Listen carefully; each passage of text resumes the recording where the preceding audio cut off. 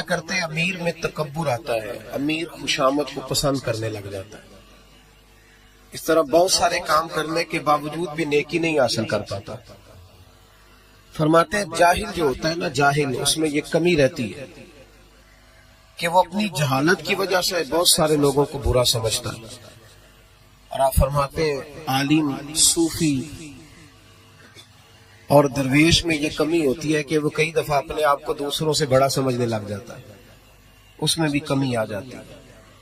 کئی میری طرح کے لوگ باہر کھڑے ہو کے انتظار کر رہے ہوتے ہیں کہ نعرہ لگے گا تو محفل میں جائیں گے۔ میں نے بعد میں لوگ مطالبہ کرتے ہیں کہ میں نے تلاوت کیا تو بتاؤ کیسی کی ہے، ان کا دل کرتا ہے کہ کوئی کہے آج بڑی اچھی نعت پڑھی، کوئی کہے کہ آج تو آپ کی تقریر نے کمال کر دیا۔ امام صاحب فرماتے ہیں یہ کمزوری ہے اندر کی، باطن کی کمزوریاں، یہ نقائص ہے ہمارے کہ ہم مطمئن نہیں ہوتے۔ اس کا نقصان یہ ہوتا ہے کہ آہستہ آہستہ جسمانی زندگی پروان چڑھ جاتی ہے، روحانی زندگی کمزور ہو جاتی ہے۔ روٹی کھانے میں لذت آنے لگتی ہے، نماز پڑھنے کا ذائقہ ختم ہو جاتا ہے، سیر مزہ دینے لگتی ہے، اور تلاوت قرآن مجید بوجھ بننے لگ جاتا ہے۔ خوشامد اچھی لگتی ہے، اور درود پاک پڑھنا یا تسبیح لے کے ذکر کرنا، یعنی اپنی تعریف سن لیتا ہے، اللہ رسول کی کرنا مشکل ہو جاتی ہے۔ یہ کب ہوتا ہے؟ جب اس کے اندر کچھ کمیاں رہ جاتی ہیں۔ بخار چڑھنے سے انسان کا چہرہ مورا اسی طرح رہتا ہے، لیکن چونکہ اس کا باطنی نظام خراب ہو جاتا ہے، اب مرضی کا کھانا بھی پکا ہو تو کھانے کو دل نہیں کرتا، کیونکہ اندر کا نظام گڑبڑ ہے۔ اگر تو اپنی اس کمزوری کو دور کرنے میں کامیاب ہو گیا تو پھر تو کامیاب ہے، اور اگر تو اس کمزوری میں الجھ گیا تو پھر تو پہلے سے بھی زیادہ تباہ ہو۔ لَقَدْ خَلَقْنَا الْإِنسَانَ فِي أَحْسَنِ تَقْوِيمٍ ہے یہ سب سے پیارا، لیکن ثُمَّ رَدَدْنَاهُ أَسْفَلَ سَافِلِينَ کئی دفعہ گر جاتا ہے سب سے نچلے طبقے۔ ایک غلطی ہوتی ہے، ایک گناہ ہوتا ہے، اس کو لوگ ٹھیک نہیں کرتے، اپنے آپ پر محنت نہیں کرتے۔ ایک گناہ ساری باطنی بیماریوں کا پیش خیمہ بنتا ہے۔ میرے نبی پاک صلی اللہ علیہ وسلم کا کمال یہ ہے کہ حضور صلی اللہ علیہ وسلم نے نا لوگوں کے دلوں میں بات بٹھا دی تھی کہ گناہ گناہ ہوتا ہے، گناہ۔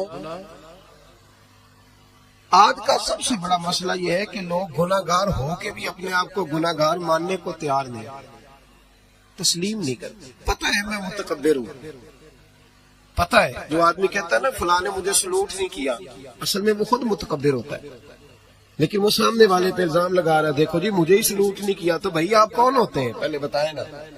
جو آپ نے بات کر دی کہ مجھے سلوٹ نہیں ہوا تو یہ آپ نے سامنے والے پر اعتراض کیا کہ وہ متکبر ہے۔ تو دراصل مسئلہ کیا ہے؟ دراصل بات یہ ہے کہ آپ کے اندر روگ ہے۔ وہ جو آپ کہتے ہیں نا وہ فلانا دیکھو جی پتہ نہیں کیا سیاست کی یا چمک گیا ہے، تو آپ ماننے کو کیوں نہیں تیار کہ آپ جالس ہیں اس سے؟ کیوں نہیں مان لیتے کہ اسد ہے؟ کیوں نہیں مان لیتے کہ اللہ کا فضل اگر اس پہ ہوا ہے تو آپ کی طبیعت مان نہیں رہی؟ کیوں نہیں مان لیتے؟ یہ ہوتا ہے، یہ جو باطن کا روگ ہے اسی کو صوفیہ طریقت کہتے ہیں، تزکیہ نفس کہتے ہیں، تصفیہ باطن کہتے ہیں۔ اسی کے لیے لوگ کسی اللہ والے کے پاس جاتے تھے، اسی کے لیے اپنے آپ کو پیش کرتے تھے، اسی کے لیے کسی خانقاہ کی مسجد میں جھاڑو دیتے تھے، اسی کے لیے کسی اللہ کے ولی کے جوتے اٹھاتے تھے، اسی کام کے لیے وہ لوگ کہیں جایا کرتے تھے کہ جو روگ ہے نا اندر کا، ہم لوگ گناہ کو گناہ نہیں سمجھتے۔ میرے محبوب نے احساس پیدا کیا گناہ ہوگا۔ میں جمعے میں کہہ رہا تھا کہ حضرت عمر فاروق رضی اللہ تعالیٰ عنہ نے جو بڑا انقلاب برپا کیا نا، وہ اس لیے نہیں کیا کہ آپ کی فوجی طاقت بڑی مضبوط تھی، وہ اس لیے نہیں ہو گیا، حالانکہ مضبوط تھی وہ بھی، اس لیے نہیں کیا کہ آپ بڑے بہترین سیاستدان تھے، آپ کو تدبیر بڑی عمدہ آتی تھی، یہ ساری باتیں ٹھیک تھی، لیکن حضرت عمر نے انقلاب اس لیے برپا کیا کہ ان کی روحانی زندگی بڑی مضبوط تھی۔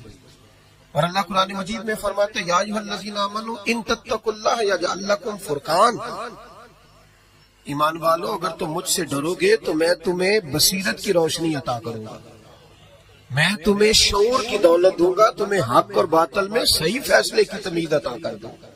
دیکھیں کون سا انعام قرآن نے بیان، دیکھیں نا دنیا میں خوش نصیب بندہ ہوا جس کے فیصلے صحیح ہوتے ہیں، جس کے فیصلے تو ان تتقوا اللہ یجعل لکم فرقان. یہ سورہ انفال کی آیت نمبر 29 ہے. کبھی پڑھیے گا قرآن مجید کی آیات بڑا مزہ دیتی ہے. فرمایا اگر تم مجھ سے ڈرو گے تو میں تمہیں بصیرت کی روشنی دوں گا, باطن کا نور دوں گا, پھر تمہاری سادی باتیں بھی بڑے بڑے انقلاب پیدا کر جائے گی, پھر تمہارے لب و لہجے کی سادگی بھی بڑا کچھ کر جائے گی. لیکن شرط یہ ہے کہ ان تتقوا اللہ, تعلق بندوں سے نہ رکھنا, تعلق اللہ سے رکھنا, اللہ سے ڈرنا. وَيُكَفِّرْ عَنْكُمْ سَيِّئَاتِكُمْ وَيَغْفِرْ لَكُمْ, فرمایا میں تمہارے گناہ بھی معاف کر دوں گا اور تمہاری بخشش بھی فرما دوں گا. حضرت عمر فاروق نے نا ایک دن مچھلی کھانے کو دل چاہا. ہماری منصوبہ بندی ہوتی ہے جب لوگ جمعہ پڑھنے آتے ہیں تو گھر میں چھوٹا گوشت دے کے آتے ہیں, سخت گرمیوں میں بھی, کہتے میرے آنے تک نے اس کو پکا دینا. تو بہو بیچاری اگر کبھی نمک زیادہ ڈال لینا تو ابھی حاجی صاحب جو نماز پڑھ کے آئے ہیں تازی, وہ آتے ہی فوراً کہتے ہیں اپنے بیٹے سے کہ اتنا بھی نہیں تو نے اس کو سکھایا کہ میرے ابا نے خود تجھے گوشت لا کے دیا. تو ایک جیتی جاگتی خاتون, ایک مسلمان جس کو بیٹی بنا کے لایا ہے, اس کی انسلٹ کر دی جاتی, توہین ہو جاتی, اور اس کے باوجود وہ حاجی صاحب ناراض ہوتے ہیں. پتہ ہی کوئی نہیں, میں مطلب ماں بدولت میں حاجی بھی ہوں, نمازی بھی ہوں, سیٹ بھی ہوں, چودھری بھی ہوں, نواب بھی ہوں, اور میرا گوشت خراب کر دیا. یہ ہماری خواہشات نفس نے بڑے لوگ کو چل دی. وہ لوگ اپنی غلطی کو غلطی سمجھتے. حضرت عمر کبھی کوئی خواہش نہیں کی. مچھلی کھانے کو دل چاہا تو آپ کے غلام کا نام یرکا تھا. کچھ غلام بڑے وفادار ہوتے ہیں, وہ بیٹوں سے بھی پیارے ہو جاتے ہیں. حضرت مولا علی کے غلام تھے کمبر. ایک دن کمبر نے کہا حضور آپ نے کبھی خوش ہو کے بتایا نہیں کہ آپ کتنے خوش ہیں. تو آپ فرمانے لگے میں تجھے خوش ہو کے بتاتا نہیں, میں تجھ سے کتنا خوش ہوں. جب میں تجھ سے خوش ہوتا ہوں نا تو میں تیرے لیے اسی طرح دعا مانگتا ہوں جس طرح میں اپنے حسن اور حسین کے لیے دعا مانگتا ہوں. کچھ غلام بڑے پیارے ہوتے ہیں, وہ دعائیں کراتے نہیں, وہ دعائیں لے لیتے ہیں. ان سے دعائیں نکلتی ہیں. وہ فیکٹری میں ملازمت ڈیوٹی سمجھ کے نہیں کرتے, وہ اپنا گھر بنا لیتے ہیں. وہ وفادار ہوتے ہیں, وفادار. اور اصلہ نال جی نیکی کریے تو نسلہ تاک نہیں کھول دے ہوتے. تو یرکا آپ کا بڑا وفادار غلام تھا. ایک دن آپ نے کہا مچھلی کھانے کو دل کرتا ہے, لیکن مسئلہ یہ ہے کہ 8 میل جانا پڑے گا مچھلی لینے, 8 میل آنا پڑے گا. رہنے دو, کھاتے ہی نہیں, چھوڑو اپنے لیے اب چھوٹی سی خواہش کے لیے اتنی مشقت کرنا. حالانکہ لوگ لاہور سے گجرا والے روٹی کھانے چلے جاتے ہیں آج بھی, اور گجرا والا والے بھی کئی لاہور آ جاتے ہیں. صبح نہاری سنا اچھی ملتی ہے. ویسے کہا جائے کسی کو کہ گھر سے اٹھ کے مسجد میں محفل ہے تو کہتے ہیں بس گھٹنے نہیں کام کرتے, کمر میں تھوڑی تکلیف ہے, رات میں دیر سے آیا تھا. حضرت عمر نے کہا 8 میل جانا 8 میل آنا میری مچھلی کے لیے, چھوڑو. وہ غلام کہتے ہیں میں سالوں سے آپ کا خادم تھا, کبھی آپ نے کوئی خواہش کی نہیں تھی, پر آج جب کی نا خواہش تو میں نے کہا کہ خواہش کر لی ہے اور کی بھی پہلی دفعہ ہے تو میں پوری نہ کروں. کہتے ہیں جناب عمر نماز پڑھنے گئے تو مجھے پتا تھا کہ کچھ مہمان آئے ہیں, اثر ان کی ہو جائے گی. کہتے میں نے حضرت عمر کے پیچھے نماز پڑھی, ظہر کی 2 رکعتیں سنت پڑھ کے تو میں گھوڑے پہ بیٹھا. عربی نسل کا گھوڑا بندھا ہوا تھا, دوڑا کے گھوڑا میں پہنچ گیا. عربی نسل کے گھوڑے کو 8 میل کیا کہتے ہیں؟ کہتے ایک ٹوکرا مچھلی کا خریدا, کئی کلو مچھلی خرید کے تو میں حضرت عمر کی عصر کی نماز ہونے سے پہلے پہلے واپس بھی آ گیا. کہتے ہیں گھوڑے کو میں نے ٹھنڈی چھاؤں میں باندھا تاکہ اس کو پسینہ آیا تو خشک ہو جائے, جناب عمر کہیں دیکھ نہ لے. کہتے وہ اس کو پسینہ خشک ہو گیا. جب میں اس کے قریب گیا تو گرد و غبار, وہ پسینہ خشک ہوا تو جو مٹی کیچڑ تھا وہ خشک ہو گیا. تو میں نے کہا حضرت عمر تو پھر دیکھ لیں گے. کہتے میں فٹافٹ گھوڑے کو کنویں پہ لے گیا, میں نے اسے غسل کرایا اچھی طرح. جب گھوڑے کو غسل کرایا پھر لا کے چھاؤں میں باندھا. ہماری خواہشیں ہوتی ہیں تو کیا حال ہوتا ہے, لیکن یہ خواہش پوری کر کے ڈر رہے. ضمیر زندہ ہے نا, اندر کے روگ ختم ہو چکے. فرماتے ہیں کہ جب عصر کی نماز پڑھ کے حضرت عمر آئے, میں نے بھی نماز ان کے پیچھے پڑھی. گھر آئے تو میں نے کہا حضور اللہ نے آپ کی خواہش پوری کر دی, مچھلی کا بندوبست ہو گیا ہے, میں تھوڑی دیر میں پکا کے پیش کرتا ہوں. کہتے میں نے یہ لفظ کہے تو جناب عمر اٹھے اور گھوڑے کے پاس چلے گئے. گھوڑے کی پشت پہ ہاتھ پھیرا, اس کی ٹانگوں پہ ہاتھ پھیرا. پھر حضرت عمر گھوڑے کے کانوں کے پاس گئے تو اس کا ایک کان اوپر اٹھایا تو کہنے لگے یرکا ادھر آ یار, تو میں قریب آیا تو کہنے لگے تو نے سارا گھوڑا دھو ڈالا ہے پر کانوں کے پیچھے سے پسینہ خشک کرنا تجھے یاد ہی نہیں رہا. وہ کانوں کے پیچھے تو یہاں نہیں تو نے پانی ڈالا, تو بھول گیا تھا. اور پھر حضرت عمر گھٹنوں کے بل زمین پہ بیٹھ گئے. کہنے لگے او یار یرکا ادھر آ, تیری وفا میں شک کوئی نہیں پر میں کوئی زیادہ نیک آدمی نہیں ہوں, میں کوئی زیادہ پرہیزگار نہیں ہوں. میں تو دعائیں مانگتا ہوں میری نیکیاں بدیاں برابر کر کے اللہ مجھے معاف کر دے. میں نے کوئی زیادہ تقویٰ نہیں اختیار کی. یار ایک بات بتا, اگر یہ گھوڑا قیامت کے دن اللہ کی بارگاہ میں کہے کہ یا اللہ عمر نے اپنی ایک خواہش پوری کرنے کے لیے مجھے 16 میل کا سفر کرایا, اے اللہ میں جانور تھا, بے زبان تھا, یہ میری غلطی, 16 میل کا سفر ایک خواہش پوری کرنے کے لیے. تو یرکا تو بتا میرے جیسا وجود کا کمزور آدمی مالک کے حضور گھوڑے کے سوال کا جواب کیسے دے گا؟ وہ یرکا کہتا ہے میں اپنے باپ کے فوت ہونے پہ اتنا نہیں رویا تھا جتنا میں آج رویا.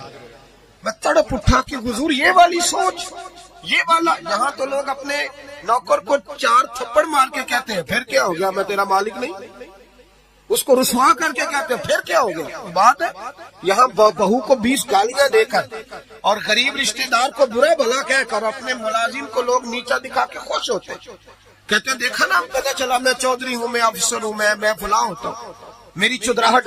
غلام رونے لگا. جناب عمر کہنے لگے اب اس طرح کر, گھوڑے کو تھوڑا چارہ اضافی ڈال اور جو تو مچھلی لے کے آیا ہے نا یہ مدینے کے کسی غریب گھر میں لے جا اور ان غریبوں کو ساری مچھلی دے کے کہنا تیری بخشش کی دعا بھی کرے, عمر کی معافی کے لیے بھی دعا کرے. جب ضمیر زندہ ہوتا ہے نا پھر اتنی سی بات بھی بوجھ بنتی ہے, اور اگر ضمیر مر جائے تو لوگ قتل کی بھی وضاحتیں دینے لگ جائیں, لوگ کروڑوں کی کرپشن کر کے اس کی بھی وضاحتیں دینے لگ جائیں, لوگ اس کے حق میں بھی. جب ضمیر مردہ ہوتا ہے, میرے محبوب نے وَيُزَكِّيكُمْ کی شان کے ساتھ کمال یہ دکھایا, ضمیر زندہ کر دی, زندہ کر دی ضمیر. ذرا ذرا سی پڑھیے نا بخاری, قبیلہ غامدیہ کی ایک عورت نبی پاک کی بارگاہ میں آئی, کوئی اسے گرفتار کر کے نہیں لایا, کسی نے درے مار کے نہیں منوایا, خود آئی. آ کے عرض کرنے لگے یا رسول اللہ میں بھول گئی تھی, شادی شدہ ہونے کے باوجود زنا کر بیٹھا اور جب سے غلطی ہوئی ہے ساری رات نیند نہیں آتی, حضور مہربانی کی جائے. نبی پاک صلی اللہ علیہ وسلم دیکھیں یہاں مجرم مانتا ہی نہیں, اور یہاں مجرم کیا کہہ رہے ہیں. حضور فرمانے لگے ہمیں کیسے پتا چلے گا کہ تو نے گناہ کیا ہے, یعنی تو ثابت کر کے تو گناہ گار ہے کہ نہیں. امام نووی شرح مسلم میں کہتے ہیں کمال ہے کہ وہ خاتون کو ثابت کرنا پڑ رہا ہے. تو وہ رو کے عرض کرنے لگے یا رسول اللہ میرے پیٹ میں ناجائز بچہ ہے, یہ دلیل ہے کہ میں گناہ گار ہوں, میرا شوہر تو ہے ہی نہیں. شارحین نے لکھا ہے کہ وہ کہیں دیہات پہ تھے یا جو بھی مانا تھا, ناجائز بچہ ہے. تو محبوب نے فرمایا گویا غلطی تیری ہے, تیرے بچے کی تو نہیں نا, جا جب بچہ پیدا ہو پھر آنا. سنو قید نہیں کیا جیل میں کہ بھاگ نہ جائے, اس لیے کہ جن کے دل قید کر لیے جائیں ان کے وجود قید کرنے کی ضرورت نہیں ہوتی. فرمایا جاؤ بچہ پیدا ہونے پر آنا. حضرت ابو ہریرہ فرماتے ہیں بچہ پیدا ہونے کے بعد 8 مہینے کے بعد آئی, گود میں چاند سا بچہ ہے. کہنے لگی محبوبہ بچہ پیدا ہو گیا, میری کبھی سزا کا اعلان ہو جائے نا تو حضور میری وہ راتوں کی نیندیں بحال ہو جائیں. نبی پاک صلی اللہ علیہ وسلم نے فرمایا گویا غلطی تیری ہے, تیرے بیٹے کی تو نہیں نا, جا اسے دودھ پلا.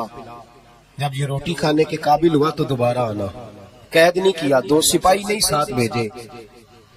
صحابہ کہتے ہیں پھر 2 سال کے بعد آئی, بچے کے ہاتھ میں روٹی کا لقمہ ہے. آنکھیں عرض کرنے لگی محبوبہ یہ روٹی کھانے لگ گیا ہے, پر یا رسول اللہ میری نماز کی لذت چلی گئی. سونیا میں کعبہ تو دور رہ گیا, میں مسجد کو بھی غور سے نہیں دیکھتی کہ میں نے تو رب کو ناراض کیا ہوا. محبوبہ میں تیرے جلوے بھی غور سے نہیں دیکھتی, میں کسی صحابی کا چہرہ بھی نہیں دیکھ پاتی. مجھے معافی مل جائے, مجھے پاک کر دیا جائے, رحمت ہو جائے. محبوب نے بچہ ایک صحابی کو دیا, فرمایا اپنے بیٹے سے زیادہ شفقت کر کے پالنا. صحابی بچہ لے گئے, نبی کریم علیہ السلام نے سزا کا اعلان کیا. فرمایا لے جاؤ اسے, روڑے مارو, سنسار کر دو, پتھر مار مار کے مار دو.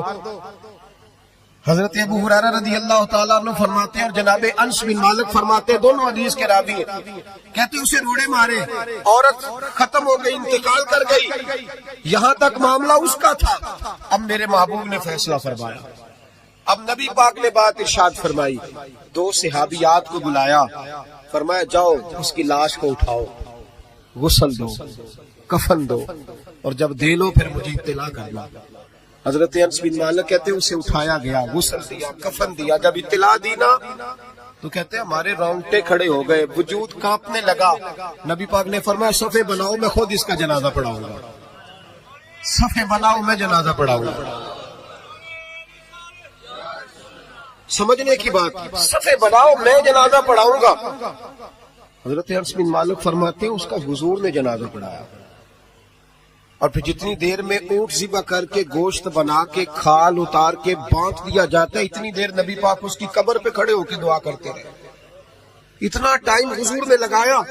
ایک صحابی نے کہا یا رسول اللہ، اس کے لیے جس نے ناجائز بچہ جنا، اس کے لیے آپ نے اتنا اہتمام کیا؟ تو محبوب نے فرمایا چپ کر، تو نے اس کا گناہ دیکھا ہے، احساس نہیں دیکھا؟ تو نے اس کی غلطی دیکھی ہے، توبہ نہیں دیکھی؟ اور کیا جملے ہیں، کیا انداز ہے محبوب کا۔ حضور فرمانے لگے اس نے ایسی اعلیٰ توبہ کی ہے، ایسی اعلیٰ توبہ کی ہے، اگر میں اپنی ساری امت میں بانٹ دوں تو اللہ سب کی بخشش فرما دے گا۔ مسئلہ یہاں یہ بن گیا، احساس رخصت ہو گیا۔ ہمارا حال یہ ہے کہ ہم اپنے وجود پر لاشوں کا بوجھ تو لیے پھرتے ہیں، لیکن اپنی غلطیوں کو سدھارنے کو تیار نہیں ہوتے، ہم اپنی خطائیں ٹھیک کرنے کو تیار نہیں۔ اور یہ یاد رکھیں، عادتیں بدل جایا کرتی ہیں، عادتیں بدلتی ہیں، حضور عادتیں بدلنے تو آئے ہیں، اخلاقیات ٹھیک ہوتے ہیں، حضور اخلاق سنوارنے تو آئے ہیں، انسان بدل جاتا ہے، محبوب نے بدل دیے لوگ، حضور بدل نہیں آئے ہیں۔ شرط یہ ہے کہ ہم تھوڑا احساس پیدا کریں۔ احساس، ہمارا احساس تو کھینچ کے لے گیا ہے ہمارا سوشل میڈیا، ہمارا احساس تو کھینچ کے لے گیا ہے ہمارے رویے۔ باپ اور بیٹا اکٹھے بیٹھے ہوتے ہیں، باپ کہہ رہا ہوتا ہے بیٹے بڑی پریشانی ہے، تیری بہن کا نکاح کرنا ہے، تو بیٹا کہہ رہا ہوتا ابا جی ذرا 1 منٹ ٹھہریں، یہ پوسٹ بڑی اعلیٰ ہے، یہ ذرا دیکھ لے پہلے کیا نکلا ہے۔ دل کے لیے موت یہ مشینوں کی حکومت، اقبال بڑا عرصہ پہلے کہنے لگے دل کے لیے موت ہے مشینوں کی حکومت، احساس مروت کو کچل دیتے ہیں آلات۔ چیزوں کا جتنا اچھا استعمال ہے اتنا کرو، اس سے زیادہ نہ کرو۔ اب تو گند گھروں تک آ گیا، اب تو مجرے، بے حیائیاں، فحاشیاں جیبوں کے اندر چلی گئی ہیں۔ میں رات بڑی دور تھا تو میں کہہ رہا تھا، وہاں فکر حسین کانفرنس تھی، تو میں کہہ رہا تھا امام حسین کا دن منانے والوں، یزید تو جمعے میں خطبہ دیا کرتا تھا، ہمارے حکمران تو سورت اخلاص اور سورت کوثر نہیں پڑھ سکتے، وہ تو جمعے کی جماعت کراتا تھا۔ کیوں نکلا امام حسین اس کے خلاف؟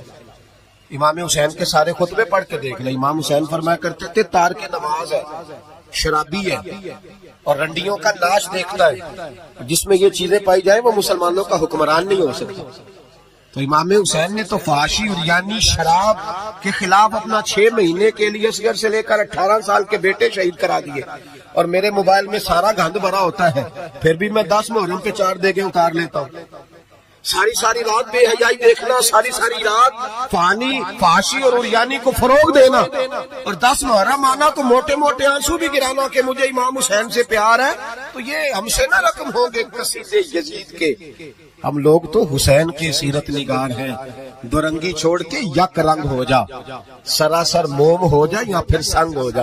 ایک کام کر، سارا سال یزید کی فکر کو پرموٹ کرنا، سارا سال یزید کا سپورٹر ووٹر رہنا، بڑے شرابی کے بڑی فوٹو کے نیچے چھوٹی اپنی بھی لگوانا، اور 10 محرم کو دیگے پکا کے حسینی بننے کی ناکام کوشش کرنا، تو بھئی عام لوگوں کو تو دھوکہ دیا جا سکتا ہے، مصطفیٰ کریم کی آل کو نہیں دیا جا سکتا، ان کو نہیں دھوکے دیا جا سکتا۔ تو میرے عزیزوں، ضمیر کی زندگی، باطن کی زندگی، وہ جو احساس پیدا ہوتا تھا کسی کو تھپڑ مار کے، وہ جو احساس، حضرت محمد بن ابو بکر رضی اللہ تعالیٰ عنہ فرماتے ہیں، اس کو صاحب سبل الہدی والرشاد امام یوسف صالحی نے نقل فرمایا، کہتے ہیں کہ میں حضور کے ساتھ ایک جنگ پہ گیا تو واپس ہم آ رہے تھے، تو اس جنگ میں بڑی فتح ہوئی، 5واں حصہ مال غنیمت کا ہم نے سرکار کی بارگاہ میں نذرانہ پیش کیا، تو 80 اونٹ حضور کے حصے میں بھی آئے، اتنا نفع ملا۔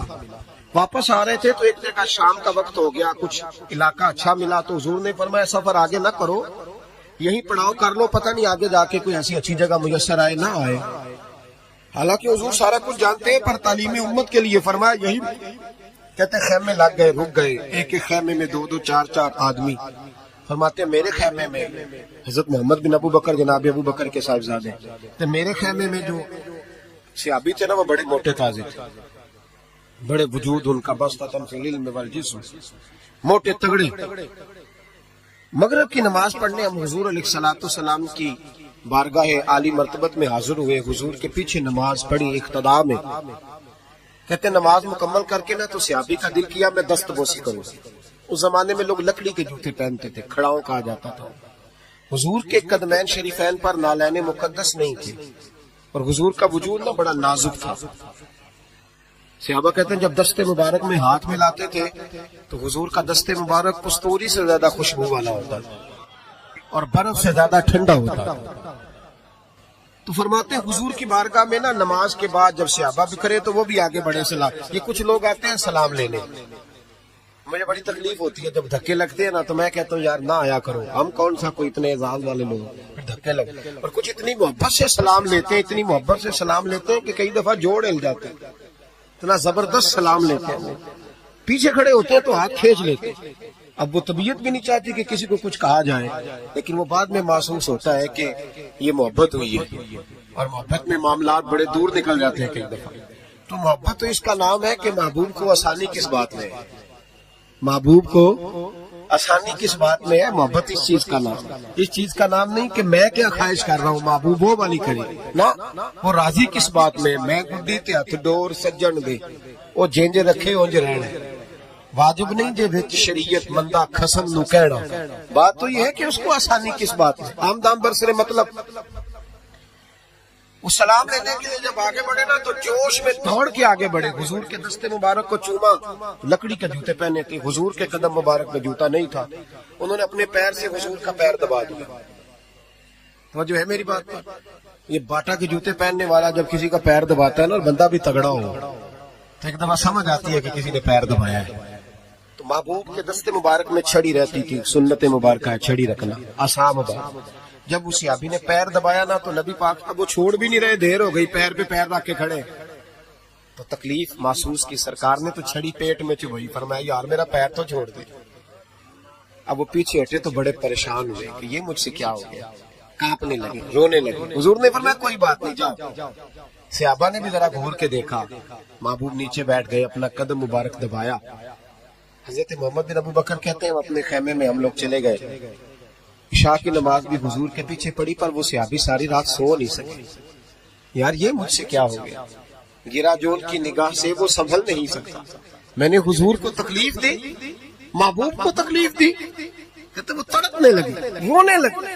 یہ مجھ ساری رات میں تسلی دیتا کہ یار وہ کوئی ایسی ویسی بات نہیں, اللہ نے ہمارے محبوب کو رحمت للعالمین بنایا. اور حضور جانتے ہیں کہ تو نے جان بوجھ کے ایسا نہیں کیا, لیکن وہ اندر کا جو ہے نا وہ ماحول وہ ان کو سونے نہیں دیتا. کہتے سحری کا وقت ہوا تہجد کا, سیدنا بلال حبشی آئے, خیمے کے باہر کھڑے ہو, کہنے لگے بندہ کدھر ہے جس نے کل مغرب کے وقت حضور کا پیر دبایا, کدھر؟ کہتے اب تو وہ اور ڈرے اور کہنے لگے لگتا ہے میری مذمت میں قرآن آ گیا. محبوب کی غیر ارادی بے ادبی بھی اللہ کو پسند نہیں. کہا لگتا ہے آیتیں آ گئی, پتہ نہیں میرے بارے میں کیا حکم آیا ہوگا. آپ اپنے ابا سے کہہ کے میری سفارش کرائیں گے, جناب صدیق اکبر سے کہیں گے کہ ایسا نہ ہو کہ میری دنیا بھی جائے اور آخرت بھی جائے.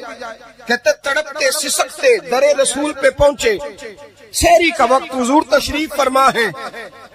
کہتے اب میں اور وہ منتظر تھے کہ کوئی ایسا حکم آئے گا, پتہ نہیں کیا بنے گا, اور اس حکم کے معاملے میں پھر کہاں تک بات جائے گی. قربان جائے, جب حضور کے سامنے کھڑے ہوئے تو سارا کچھ جاننے والے محبوب نے اپنی امت کی تعلیم کے لیے فرمایا بھائی عشاء کے بعد ہی تجھے بلانے کا ارادہ ہوا تھا, پھر خیال آیا کہ تو کہیں سویا ہوگا, سحری میں لوگ اٹھ جاتے ہیں تہجد کے لیے, اس لیے تجھے بلایا ہے. فرماتے اب انتظار تھا کہ وہ بڑی بات آئے, ڈر رہے تھے, لیکن قربان جائے نبی پاک نے پیر دبانے کا ذکر ہی نہیں فرمایا. حضور فرمانے لگے بلایا اس لیے ہے کہ کل شام میں نے تیرے پیٹ میں چھڑی چبھو دی تھی، تجھے تکلیف ہوئی ہوگی تو اللہ کی رضا کے لیے معاف نہیں کر دیتا؟ جناب محمد بن ابو بکر کہتے ہیں پہلے تو وہ اکیلا روتا تھا، اب ہم سب نے رونا شروع کر دیا۔ حضور آپ کیا فرمانے؟ کہنے لگے نہیں یار، بیچارے کا پیٹ بڑا ہے، میں نے چھڑی چبھو دی، اس کو تکلیف ہوئی ہوگی۔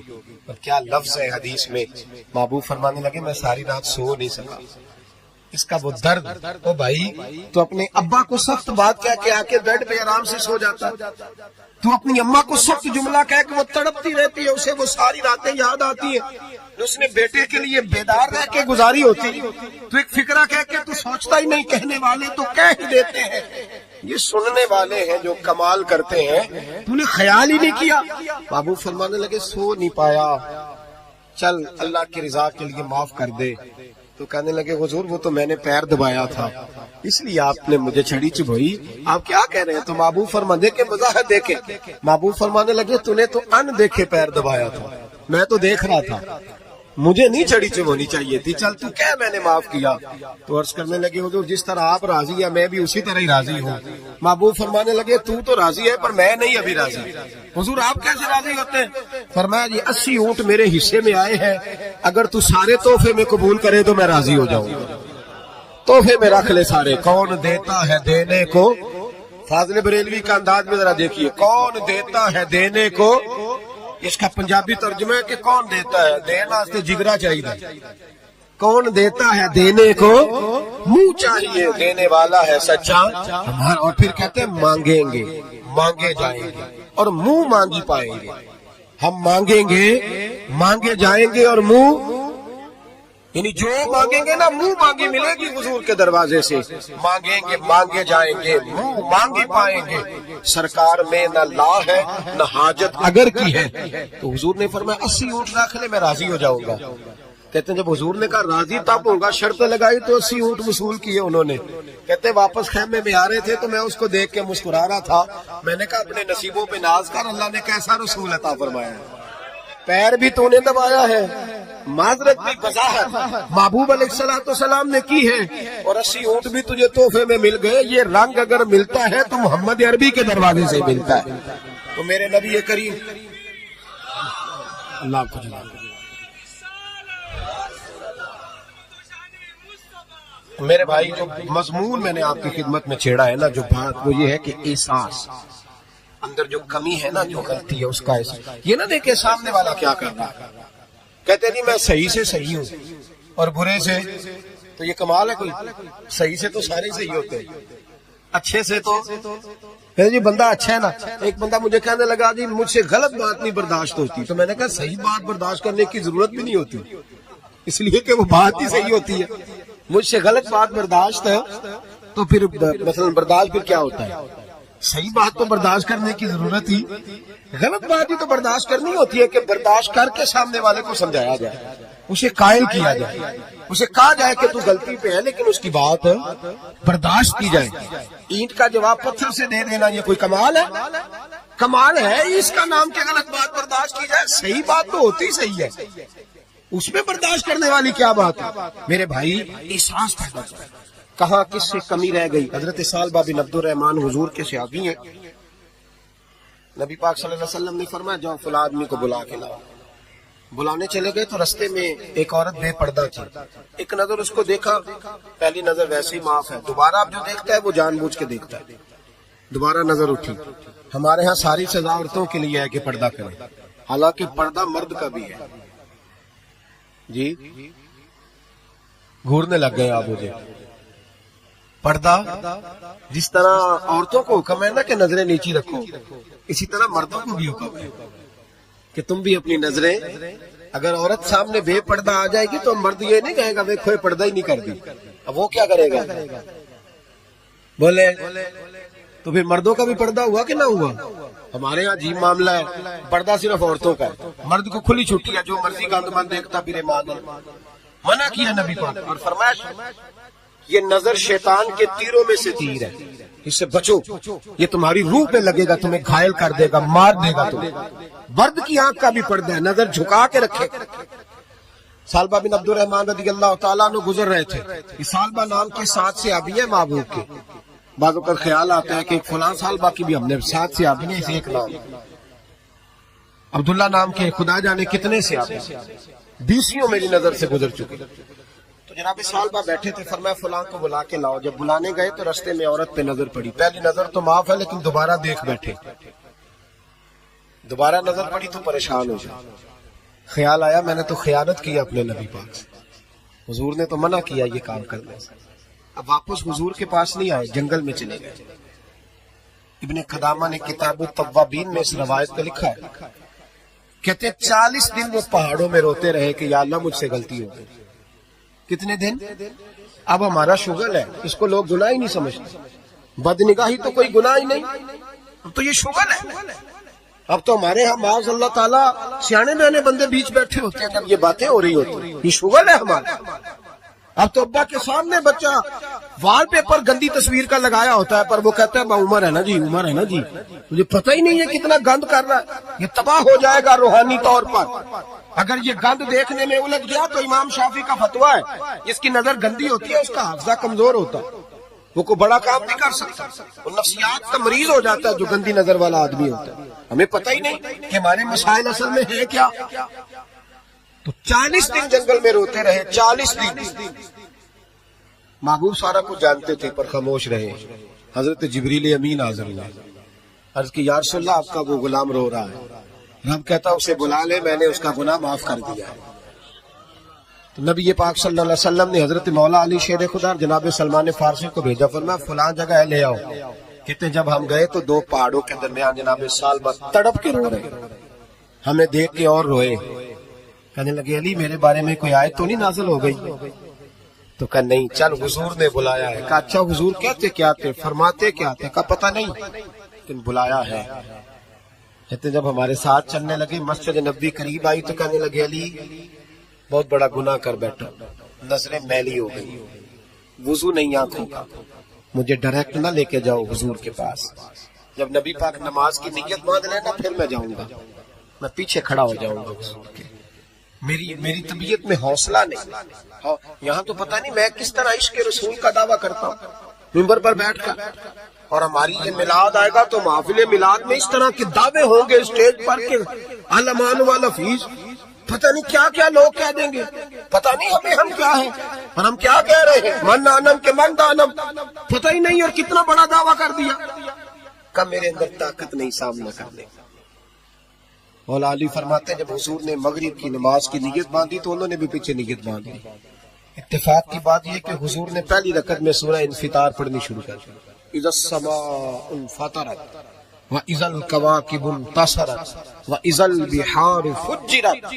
کہتے ہیں جب محبوب اس آیت پہ پہنچے نا کہ یا ایھا الانسان ما غرک بربک الکریم، اے انسان تجھے کس چیز نے دھوکے میں ڈال دیا، حالانکہ تیرا رب تو بڑا ہی کرم کرنے والا ہے، تو کس طرح کسی اور کے دھوکے میں. بربک الکریم، اور ضمیر واحد ہے، میں تفسیر پہ نہیں جاتا. کہا تیرا اپنا رب، بربک تیرا اپنا رب، تیرا رب تو بڑا کریم ہے، تو پھر بھی کہیں اور چلا گیا. جب یہ آیت سنی تو پیچھے چیخ ماری، بے ہوش ہو کے گر گئے. گھر والے گھر لے گئے. نماز مکمل ہوئی تو حضور نے فرمایا کیا ہوا؟ عرض کی حضور وہ تو رو پڑے تھے. گھر لے گئے. محبوب پیچھے گئے تو بے سود پڑے، تیز بخار ہو گیا. نبی کریم سرہانے بیٹھے اور ان کی گردن کو اٹھا کر سر کو گود میں رکھا، اور جب بالوں میں دستے مبارک پھیرا تو آنکھیں کھول دی اور جھٹ سے اپنا سر زمین پہ رکھ کے کہنے لگے حضور میں اس قابل نہیں کہ آپ کی گود میں میرا سارا ہے، اس قابل نہیں، بڑا مجرم. تو محبوب نے فرمایا تجھے مبارک ہو، رب نے تجھے معاف کر دیا ہے، اللہ بھی راضی ہے، میں بھی راضی ہوں. اب حضور کی قدموں کے قریب آئے تو کہنے لگے حضور آپ راضی ہیں؟ کہا راضی. فرمایا پھر میرے لیے دعا کریں، اللہ اسی رضا میں مجھے قبول کر لے. بس یہ بات ہوئی تھی، انہوں نے کلمہ پڑھا تو روح پرواز کر گئی. پرواز میرے بھائی احساس پیدا کر. یاد رکھیں اگر روحانی زندگی صحیح نہیں نہ ہوگی، یاد رکھ لیں کسی کا کوئی نقصان نہیں، سارے سکون سے سو جائیں گے، آپ نہیں سو پائیں گے. اگر آپ کے ضمیر پہ بوجھ رہیں گے نا تو سارے لوگ رمضان میں 4 قرآن پاک ختم کریں گے، آپ 10 پارے بھی نہیں پڑھ پائیں گے. اگر آپ اپنے آپ کو صحیح نہیں کریں گے، روحانی زندگی بحال نہیں ہوگی، تو یاد رکھنا بڑا اپنا آپ سارا کچھ سجا کے ظاہراً بڑے پرہیزگار بن کے بھی اپنے ضمیر کی عدالت میں فیصلہ اپنے حق میں نہیں کرا پائے، تجوریوں سے مال بھرا ہوا ہوگا لیکن گھر میں سکون نام کی چیز ڈھونڈنے سے نہیں ملے گی، اس لیے کہ الا بذکر اللہ تطمئن القلوب، اللہ کی ذات سے جڑ جانے سے دل کو سکون ہوتا ہے۔ کیا بہت بڑی سزا نہیں مالک کی کہ انسان سارا کچھ کرے، فارغ ٹائم ہو تو وہ ٹی وی دیکھے؟ کیا بہت بڑی سزا نہیں کہ 3 مہینے کی چھٹیاں بھی اسے ہوں لیکن وہ ایک سپارہ قرآن پاک نہ پڑھ سکے؟ وہ گپے مارنے بیٹھے تو 6 گھنٹے لگا دے اور تسبیح دی جائے تو 10 منٹ میں بس ہو جائے، درود پڑھا ہی نہ جائے، یہ سزا نہیں؟ کیا یہ کم سزا ہے کہ وہ دنیا دراز پہ گھوم آئے لیکن مسجد میں جائے تو اسے کچھ بنے؟ کیا سزا نہیں؟ اللہ سے معافی مانگے، مل کے اس کے حضور استغفار کریں، باطن کی زندگی آباد کرنے کی کوشش کریں، چھوڑ دیں بن کے بیٹھنا، آگے آگے بڑھنا، اپنے آپ کو شمار کرنا۔ ہم تو میلاد کی جلسوں میں بھی بڑی کرسی تلاش کرتے ہیں، ہم تو دینی محفلوں میں بھی کوشش کرتے ہیں کوئی ہمارا نام لے کے، صحیح نام لے کے پکارے۔ میں میاں چنو میں تھا کل مغرب میں، تو ایک صاحب کہنے لگے ولی کامل، میں نے بعد میں ان سے کہا کہ آپ کو پتہ ہے میں کیا ہوں؟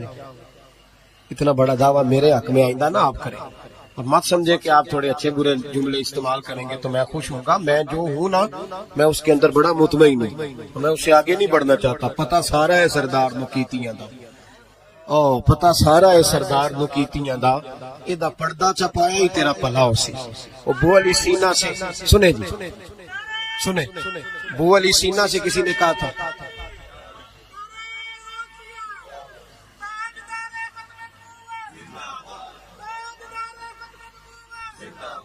اب ان کی اس بات پر اور اس عمل پر ایک شعر سن لے میاں محمد بخش صاحب کا۔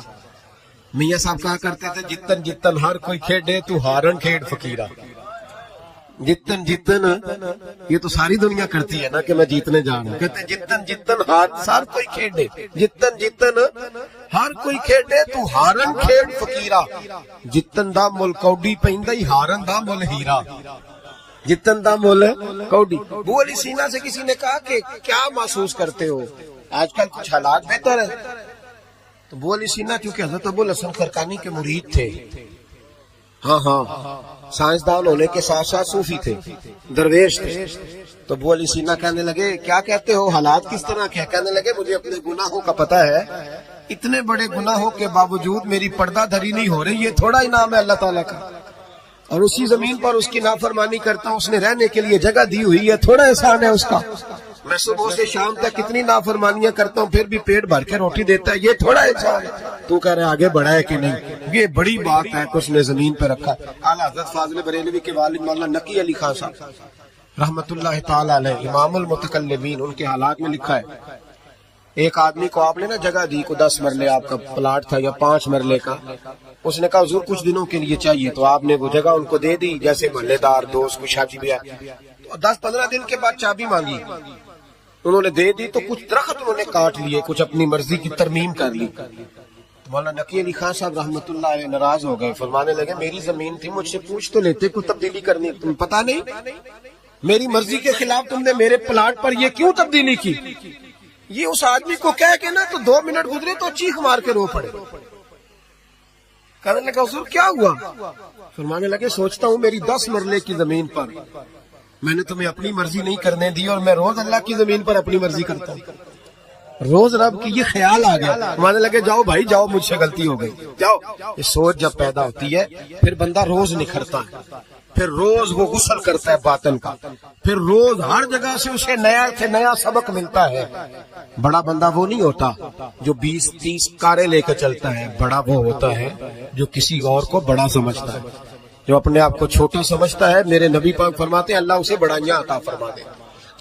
ترمذی میں حدیث ہے۔ آج کا سبق، آج کا پیغام یہ ہے کہ تزکیے کی کوشش کریں۔ وَإِنَّكَ لَعَلَىٰ خُلُقٍ عَظِيمٍ، خلق عظیم جو اللہ نے ہمارے نبی کو دیے اور حضور نے ہمیں عطا فرمائے، محبوب کے صدقے اس طرف جائیں، کردار میں اعلیٰ پن پیدا کر۔ الذی خلق الموت والحیات لیبلوکم ایکم احسن عملا، اللہ فرماتے ہیں کہ میں نے موت اور حیات اس لیے پیدا کی ہے کہ تمہارے عمل کی کوالٹی چیک کی جائے۔ انڈسٹری میں جب مال بنتا ہے نا تو اس کی کوالٹی چیک کی جاتی ہے، یہ عام ہے، یہ خام ہے، یہ وی آئی پی ہے، یہ وی آئی پی ہے۔ فرمایا الذی خلق الموت والحیات لیبلوکم ایکم احسن عملا، موت اور حیات کوالٹی دیکھنے کے لیے پیدا کی ہے کہ تم میں احسن عمل کون کرتا ہے، اچھا عمل دیکھیں کس کا ہے۔ باقی اپنے آپ کو بنانے سنوارنے سے تھوڑا تھوڑا بچیں، ایک قدم تھوڑا پیچھے ہٹیں اپنی ذات کے لیے، تو انشاءاللہ روحانیت کے لیے 11 قدم آپ کے آگے جائیں گے۔ دعا کرتا ہوں جو کچھ میں نے کہا اللہ اسے قبول فرمائے، اور جہاں ہم بھول گئے مالک ہم سے درگزر فرمائے، آمین۔ ہمیشہ مدحت خیر الانام میں گزرے، دعا ہے یہ عمر درود و سلام میں گزرے۔ آخر دعا